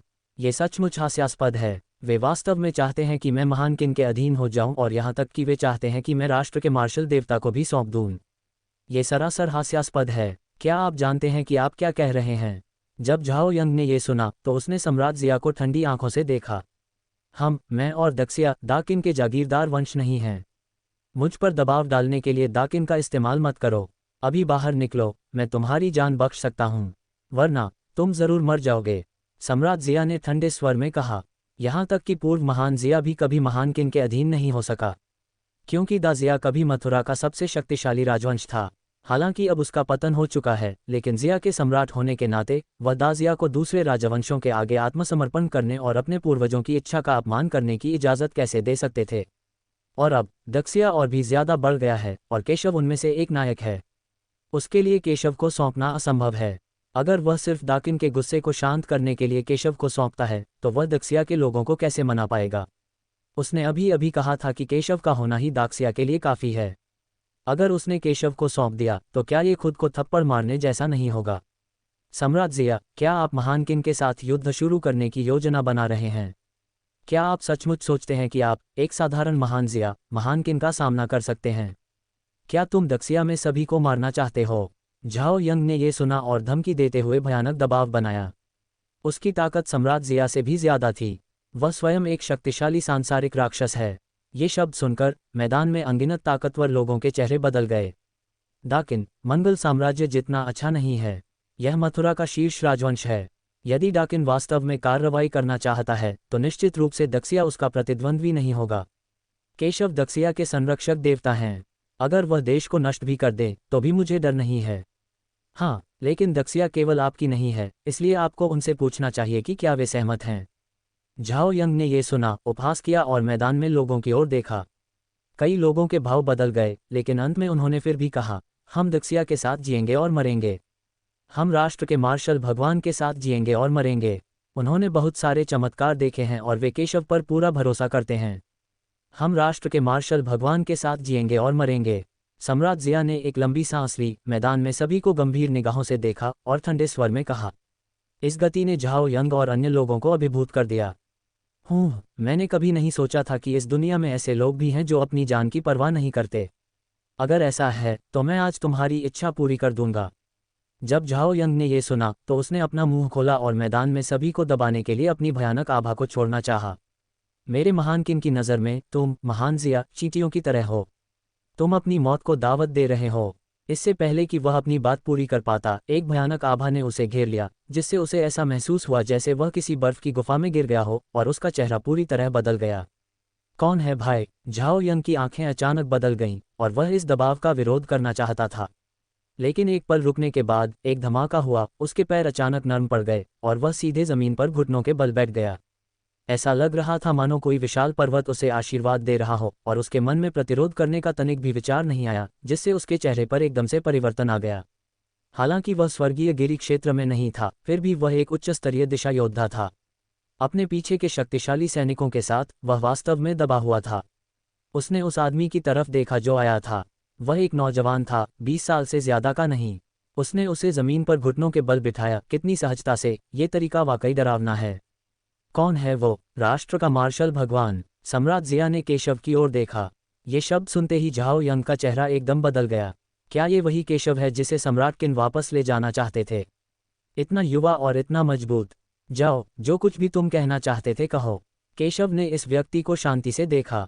आप? झाओ यंग का चेहरा ये शब्द सुनते ही एकदम बदल गया, लेकिन केशव की निगाहों के नीचे वह बस इतना ही कह सका, सम्राट जिया, केशव, आप लोगों को जिद्दी होना छोड़ देना चाहिए। अगर आप डाकिन को नाराज करेंगे तो डाक्सिया कमजोर हो जाएगा। अब सिर्फ एक ही रास्ता है, मौत। सिर्फ महामहिम के आदेशों का पालन करके ही आप बच सकते हैं। लेकिन भाषण के अंत तक उनकी आवाज कांपने लगी थी। यह इतना नीचे था कि उसका खून जम गया।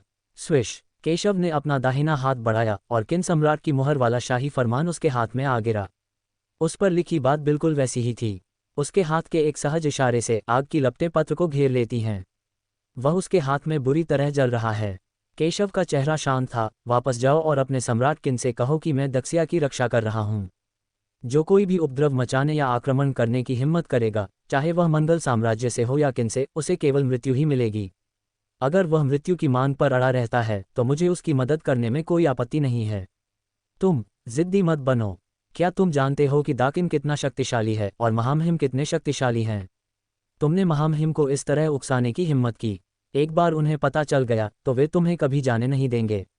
केशव की बातें सुनकर झाओ यंग ने धमकी दी, तुम मुझे जाने नहीं दोगे। केशव ने ये सुना, ताना मारा और झाओ यंग को हल्के से थप्पड़ मार दिया। झाओ यंग को बस मौत का खतरा महसूस हो रहा था। वह विरोध करना चाहता था लेकिन केशव के आगे उसकी कोई सानी नहीं थी। केशव ने उसे थप्पड़ मारकर मार डाला और खून नदी की तरह बहने लगा। झाओ यंग के पीछे खड़े कई ताकतवर लोगों के चेहरे एकदम बदल गए और उन्हें केशव का दबदबा महसूस हुआ। झाओ यंग को पीट पीट कर मार डालने के बाद केशव ने झाओ यंग के पीछे खड़े कई ताकतवर आदमियों की ओर ठंडी निगाहों से देखा। उसे ले जाओ, याद रखो मुझे अपमानित करने का यही हश्र है, चाहे वह कोई भी हो। मैदान में किसी को भी उम्मीद नहीं थी कि केशव इतना दबंग होगा कि उसने महाजन राजवंश के दूत को भी मार डाला। लेकिन जब मैं इस तथ्य के बारे में सोचता हूं कि महान महाजन राजवंश केशव से निपटना चाहता है तो मुझे आश्चर्य नहीं होता। केशव हमेशा से ऐसा ही रहा है। उसके पास दुश्मन से निपटने का सिर्फ एक ही तरीका है और वो है मारना। दाकिन से डरने की कोई बात नहीं है।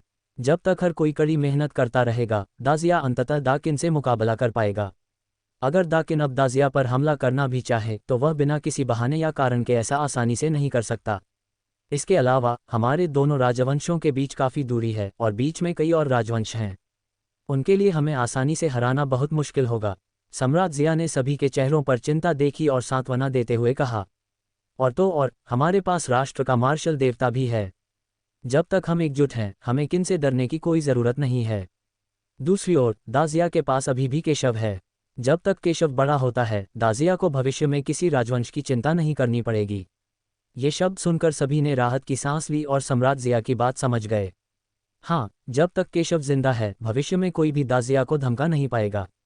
समारोह जारी है और सभी मेहमान खुश हैं। भोज के कुछ दिन बाद केशव अभी भी त्यानशुवान संप्रदाय में ही रहे।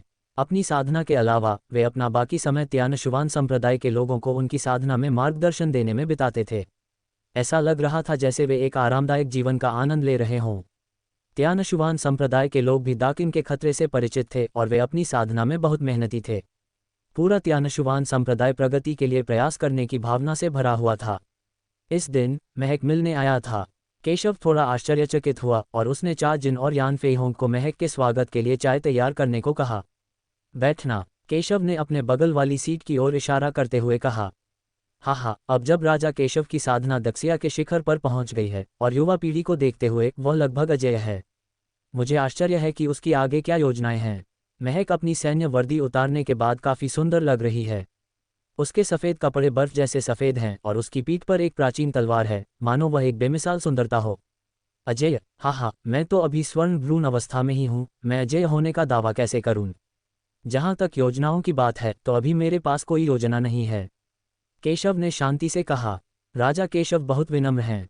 मेरी राय में उन प्रतिभाशाली लोगों को छोड़कर जिनके पास अविश्वसनीय तुरुप के पत्ते हैं, स्वर्गीय गिरोह क्षेत्र का कोई भी साधक राजा केशव को धमकाने के लिए पर्याप्त नहीं है। केशव शांत भाव से चुप रहा। हालांकि महक सही था, लेकिन वह नहीं जानती थी कि केशव बुरा तो नहीं था, लेकिन उसे कोई महान प्रतिभा नहीं कहा जा सकता।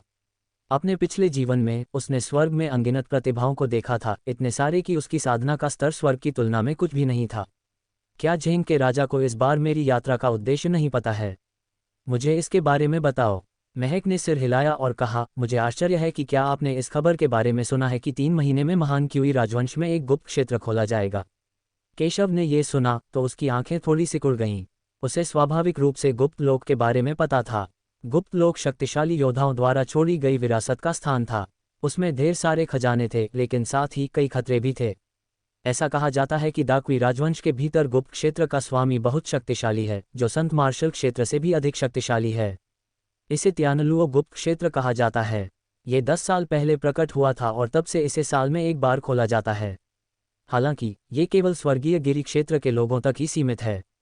इसके उच्च स्तर के कारण दाक्वी राजवंश इस पर एकाधिकार नहीं कर सकता और इसे सार्वजनिक करने के लिए बाध्य है। हर साल अनगिनत प्रतिभाएं त्यानलुओ गुप्त क्षेत्र का पता लगाने के लिए दाक्वी की यात्रा करेंगी। दाक्यूई राजवंश एक दोयम दर्जे का राजवंश है। राजवंशीय शक्ति के मामले में ये दाजिया से कुछ हद तक अधिक शक्तिशाली है। हालांकि जब त्यानलुओ गुप्त क्षेत्र की खबर सामने आई तो उसे त्यानलुओ गुप्त क्षेत्र को सार्वजनिक करने के लिए मजबूर होना पड़ा। हर साल कोई न कोई मूल्यवान खजाना प्राप्त करता है, लेकिन किसी को भी गुप्त क्षेत्र के स्वामी से विरासत नहीं मिली है। महक ने धीरे से कहा, तुम्हें पता है, यहाँ तक कि मथुरा के शीर्ष प्रतिभाशाली लोग भी वहाँ प्रवेश कर चुके हैं, लेकिन अभी तक कोई भी गुप्त क्षेत्र को सफलतापूर्वक प्राप्त नहीं कर पाया है। शब्द सुनने के बाद केशव की आंखों में थोड़ी अधिक दिलचस्पी दिखाई दी। मैंने सुना है कि किसी ने वहां से 6 यांग घास और शुद्ध यांग स्वर्ण कमल जैसी आध्यात्मिक औषधियां प्राप्त की थीं। महक ने जारी रखा। जब केशव ने यह सुना तो उसकी आंखों में अंततः गंभीरता का संकेत था। ये आध्यात्मिक औषधियां बिल्कुल वही हैं जो उसने बाहर से मांगी थीं, और ये सभी दिशा के लिए गोलियों को परिष्कृत करने के लिए औषधीय सामग्री हैं। ये अमृत अत्यंत दुर्लभ हैं और अब ये त्यानलुओ गुप्त क्षेत्र में प्रकट होते हैं। जाहिर है उसे वहां जाना ही होगा। ऐसा लगता है कि पश्चिम का राजा चाहता है कि मैं तुम्हारे साथ चलूं। केशव ने अपनी आंखें उठाकर उस खूबसूरत भौहों और आंखों वाली लड़की की ओर देखा, जो एक परी की तरह लग रही थी, और मुस्कुराते हुए कहा। केशव की साहसिक और सीधी निगाहों का सामना करते हुए महक को थोड़ा असहज महसूस हुआ, लेकिन फिर भी उसने स्पष्ट रूप से कहा, हाँ, राजा झेंग के साथ ईमानदार होने के लिए मुझे त्यानलुओ गुप्त क्षेत्र के खजाने में काफ़ी दिलचस्पी है। हालांकि त्यानलुओ गुप्त क्षेत्र बहुत महत्वपूर्ण है और इसमें अनगिनत प्रतिभाएं हैं। मुझे अपनी ताकत पर ज़्यादा भरोसा नहीं है। अगर मुझे राजा झेंग की मदद मिलती है तो मुझे विश्वास है कि मैं सफल हो जाऊंगा। अगर मैं वहां संसाधन प्राप्त कर सकता हूं तो मेरी साधना और भी मजबूत हो जाएगी। हालांकि महक को एक प्रतिभाशाली व्यक्ति माना जा सकता है, लेकिन वह अपनी सीमाओं को भी जानती है। अनगिनत प्रतिभाशाली लोग त्यानलुओ गुप्त क्षेत्र में प्रवेश कर चुके हैं। अगर सिर्फ वही होती तो शायद सफलता की कोई संभावना नहीं होती। केशव की आंखों में प्रशंसा का भाव दिखाई दिया। हालांकि महक उसे एक उद्देश्य के लिए आमंत्रित करने आई थी, लेकिन ये भी उसकी मार्शल आर्ट की खोज के कारण था। अगर तुम तैयार हो तो मैं मार्शल आर्ट के रास्ते पर तुम्हारा मार्गदर्शक बन सकता हूँ। अगर और कुछ नहीं तो कम से कम मैं मार्शल आर्ट में तुम्हें आगे बढ़ने में मदद तो कर ही सकता हूँ। महक ने जब ये सुना तो वह थोड़ा आश्चर्यचकित हुई। क्या राजा केशव मुझे अपना शिष्य बनाने की योजना बना रहे हैं? तुम बुरे नहीं हो। अगर तुम मेरे प्रशिक्षु बनने को तैयार हो तो मैं मना नहीं करूंगा। केशव ने शांति से बोलते हुए सुना। मैं इस मामले पर विचार करूंगा। केशव की बातें सुनकर महक की आंखें थोड़ी सिकुड़ गईं, लेकिन आखिरकार उसने घूर कर देखा और बोली। केशव ने इस पर जोर नहीं दिया। यदि आप इस पर विचार करना चाहते हैं तो आप किसी भी समय इस पर विचार कर सकते हैं। हालांकि महक की प्रतिभा कुछ हद तक छिपी हुई है, केशव कुछ सुराग देख सकता है। स्वाभाविक रूप से यह उसे अपना शिष्य बनाने के लिए और भी ज्यादा इच्छुक बनाता है, लेकिन वह इस पर जोर नहीं देगा। महक ने यह सुनकर अपनी आंखें झपकाईं, फिर मुस्कुराई और बोली, तो राजा झेंग, क्या आप मेरे साथ महान क्यूई राजवंश में जाने के लिए तैयार होंगे? केशव महसूस कर सकती थी कि महक चाहती थी कि वह उसके साथ जाए। मुझे कहना होगा, आपने मुझे प्रभावित किया है। इन अमृतों के साथ मुझे वहां जाना होगा। केशव को महक के उद्देश्य से कोई आपत्ति नहीं थी। अगर ये अमृत सचमुच त्यानलुओ गुप्त क्षेत्र में थे तो उसे वहां जाना ही होगा। आखिरकार ये दिशा के लिए ही तो था। लेकिन अभी नहीं। केशव ने आगे कहा कि वह ऐसे ही नहीं जा सकता। यदि वह जाने वाला भी था तो उसे पहले अपने आसपास के सभी लोगों को अलविदा कहना था और आगे क्या होने वाला है इसकी व्यवस्था करनी थी। महक को अचानक थोड़ा खोया हुआ महसूस हुआ। ये गुप्त क्षेत्र अगले 3 महीनों तक नहीं खुलेगा, मैं जल्द ही वहां पहुंच जाऊंगा। केशव बोले। ये सुनने के बाद महक ने अपनी भावनाओं को संभाला, सिर हिलाया और कहा, ठीक है, तो मैं दाकी में तुम्हारा इंतजार करूंगी। अपनी बात समाप्त करने के बाद वह थोड़ा हिचकिचाई, लेकिन फिर भी अपनी सफ़ेद कलाई से बर्फ सफ़ेद घंटियों की एक माला उतारी और केशव को दे दी। यह माँ और बच्चे की लिंगशी घंटी है। जब तक तुम इस खजाने को संभाल कर रखोगे, मैं सबसे पहले राजा केशव को ढूंढ सकती हूँ। कृपया इसे अच्छी तरह से रखना, राजा केशव। केशव ने उसे उठाया और देखा। ये छोटी सी घंटी बहुत ही खूबसूरत थी। ये गर्म और नाजुक स्नो जेड लिंगशी पत्थर से बनी थी। ये मुलायम और चिकनी लग रही थी और इसमें एक हल्की सी खुशबू थी। केशव की नाक हिली और उसने तुरंत पहचान लिया कि यह हल्की खुशबू बिल्कुल महक की हल्की शरीर की खुशबू के समान थी। जाहिर है वह इस छोटी घंटी को काफ़ी समय से अपने साथ रखती आ रही थी और इसने उसकी कुछ आभा ग्रहण कर ली थी। केशव की छोटी छोटी हरकतें देखकर महक थोड़ा चौंक गई। उसका सुंदर चेहरा, जो किसी जैद की तरह खूबसूरत था, थोड़ा सख्त हो गया और उसकी पलकें हल्की सी कांपने लगीं। उसने चुपके से एक गहरी सांस ली, खड़ी हुई और बोली, मैं अब राजा केशव को परेशान नहीं करूंगी, अलविदा। जरा ठहरिए। केशव ने उसे रोका। जब उसने बोलना समाप्त किया तो उसके हाथ में कुछ खाली रून रंध्र प्रकट हुए और उसने उन पर सहजता से पैटर्न उकेर दिए। उसका रूप देखकर महक थोड़ा चौंक गया। क्या केशव भी ताबीज़ों के बारे में जानता होगा? केशव ने उत्कीर्ण रून को महक को सौंप दिया। यह एक छोटा सा 5 तत्व वाला टेलीपोर्टेशन तावीज़ है। अगर तुम्हें कोई खतरा आए तो अपनी साधना का इस्तेमाल करके इस रून को सक्रिय करो और तुम तुरंत सैकड़ों मील दूर किसी स्थान पर टेलीपोर्ट हो जाओगे। यहाँ तक कि स्वर्गीय गिरी क्षेत्र में रहने वालों से भी डरने की ज़रूरत नहीं है। हालांकि ये रून बहुत अधिक ऊर्जा खपत करता है। इसका उपयोग तब तक नहीं किया जाना चाहिए जब तक कि यह खतरनाक न हो। क्या ये वह रून है जो आपने अस्थायी रूप से बनाया था? महक ने अपनी आंखों में आश्चर्य के साथ कहा। इस रून के चमत्कारी प्रभावों के बारे में सुनकर उसे लगा कि यह तो बस एक जीवनरक्षक अस्त्र है। स्वर्गीय गिरोह क्षेत्र के साधक भी इसे रोक नहीं सकते थे। ये कितना शक्तिशाली था! अगर बस इतना ही था तो कोई बात नहीं, लेकिन उसे और भी ज्यादा हैरानी इस बात से हुई कि केशव न सिर्फ युद्ध कला में माहिर था और युद्ध रचनाओं और कीमिया में भी पारंगत था, बल्कि उसे ताबीज़ों की भी समझ थी। इस रून को निखारने में उसे बस कुछ ही सांसें लगीं। यह विधि बस क्षय को जादू में बदल देती है। केशव ने आह भरी और कहा, मेरी साधना सीमित है। मैं अभी केवल इस स्तर के रूनों को ही परिष्कृत कर सकता हूँ, लेकिन यह मेरी जान बचाने और खतरे से बचने के लिए पर्याप्त है। ये शब्द सुनकर महक थोड़ा चौंक गया। यह आदमी अभी भी रून से असंतुष्ट लग रहा था। जल्दी से ले लो, केशव ने रून को ऊपर उठाते हुए कहा। महक ने जल्दी से इसे दोनों हाथों से लिया, केशव को गहराई से देखा और मुस्कुराया। धन्यवाद राजा झेंग। डूबते सूरज के नीचे युवक का सफ़ेद वस्त्र जेड की तरह सफ़ेद है और उसके लंबे बाल हवा में लहरा रहे हैं, जो रहस्य का एक स्पर्श जोड़ रहे हैं। जब तक उन्होंने अलविदा नहीं कहा, महक के मन में ये तस्वीर थी, यह आदमी किस तरह का व्यक्ति है।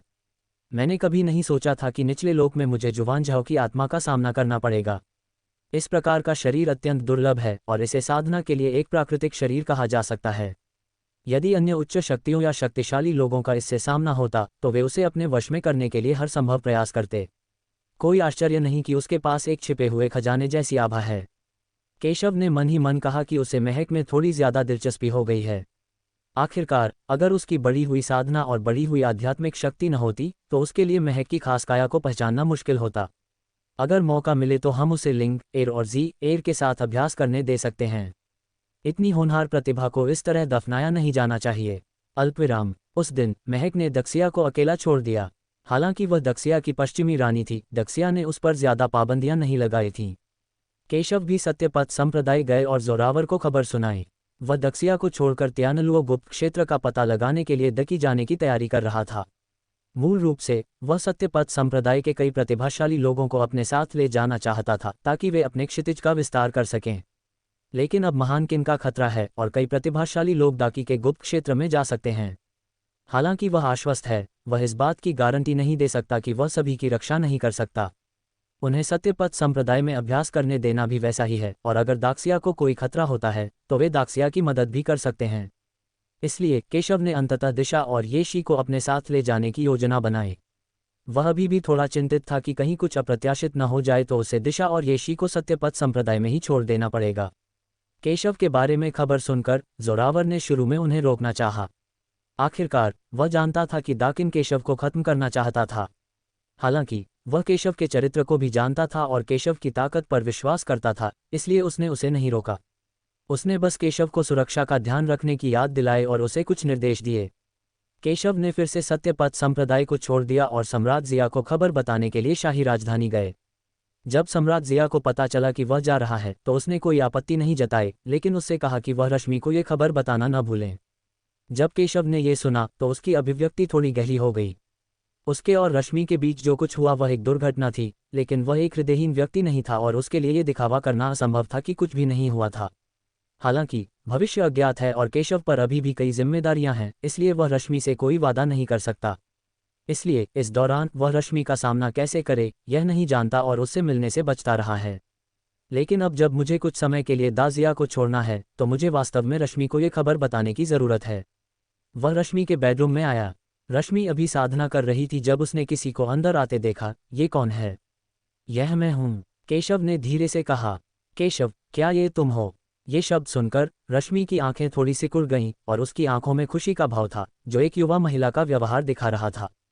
सत्यपथ संप्रदाय के स्थापना समारोह के बाद से यह पहली बार था जब उसने केशव को देखा था। लेकिन वह ये भी जानती थी कि केशव के कंधों पर कई जिम्मेदारियां थीं, क्योंकि वह दाजिया की सुरक्षा के लिए भी जिम्मेदार थी। केशव एक जवान आदमी था और उसके कंधों पर बहुत जिम्मेदारियां थीं, इसलिए उसने केशव को बिल्कुल भी दोष नहीं दिया। युहुआंग, मुझे आपके साथ गलत व्यवहार करने के लिए खेद है। केशव ने रश्मि की शक्ल देखी और माफ़ी मांगते हुए कहा, मुझे पता है कि तुम्हारे पास करने के लिए अपने काम और जिम्मेदारियां हैं केशव। मुझे कोई शिकायत नहीं है। जब तक तुम्हारे दिल में मैं हूं, मुझे खुशी है। रश्मि समझ गई कि केशव का यहाँ कुछ लेना देना हो सकता है, इसलिए उसने बेपरवाह होने का नाटक किया और कहा, मैं इन दिनों थोड़ा व्यस्त रहा हूं और मैं कुछ समय के लिए दाजिया छोड़ रहा हूं। लेकिन आज मैं खास तौर पर आपके साथ चलने आया हूं। अब से मेरा समय आपका है। केशव ने रश्मि के प्रति अपने ऋण को समझा और आत्मदोष के साथ कहा। अगले दिन के समय वे दोनों शाही राजधानी में घूमते रहे, प्रेमियों की तरह डेटिंग करते रहे। शाम को उन दोनों ने शराब पी और खूब बातचीत की। अगली सुबह केशव ने अपनी गर्दन के चारों ओर लिपटी बर्फ सी सफ़ेद बाँह को हटाया, अपनी बाहों से खुद को सहारा दिया, उठकर बैठ गया और एक लंबी सांस छोड़ी। ऐसा लग रहा था कि उन दोनों ने कल रात कुछ ज्यादा ही पी लिया था और वे खुद को रोक नहीं पाए और सेक्स कर लिया। इस समय रश्मि अभी भी गहरी नींद में सो रही थी। उसके बाल बिखरे हुए थे, उसके कंधे आधे खुले हुए थे और उसके चमकदार और सुंदर चेहरे पर एक हल्की सी लाली छाई हुई थी। पिछली रात के मोह के बारे में सोचकर केशव अपनी भौहें रगड़ने से खुद को रोक नहीं सका। जैसा कि कहा जाता है, एक छोटी सी अनुपस्थिति एक नई शादी से बेहतर है। यदि उसकी अच्छी काया न होती तो वह शायद इस रात की यातना सहन नहीं कर पाता।